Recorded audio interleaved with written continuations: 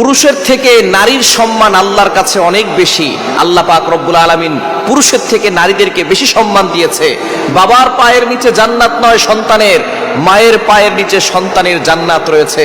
নবীজি সাল্লাল্লাহু আলাইহি সাল্লাম জানিয়ে দিয়েছেন, আল জান্নাতু তাহতা আকদামিল উম্মাহাত, the child's paradise on mothers feet. মায়ের পদতলে সন্তানের বেহেশত। শুধু তাই নয়, আমরা কোনো হাদিসে পাই নাই কারো একটা ছেলে সন্তান হলে একটা জান্নাতের মালিক। তবে নবীজি সাল্লাল্লাহু আলাইহি সাল্লাম জানিয়ে দিয়েছেন, যার একটা কন্যা সন্তান হবে এবং তাকে সঠিক শিক্ষা দিবে, পর্দায় রাখবে, ওই বাবা একটা জান্নাতের মালিক হবে।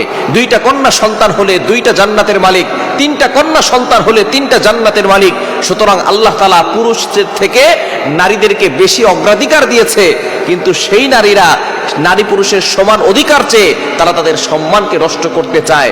যারা বুদ্ধিমান নারী, বুদ্ধিমতী নারী, তারা সব সময় আল্লাহর ফয়সালার উপরে সন্তুষ্ট থাকে, তারা কোরআনের বিরুদ্ধে কখনো যায় না।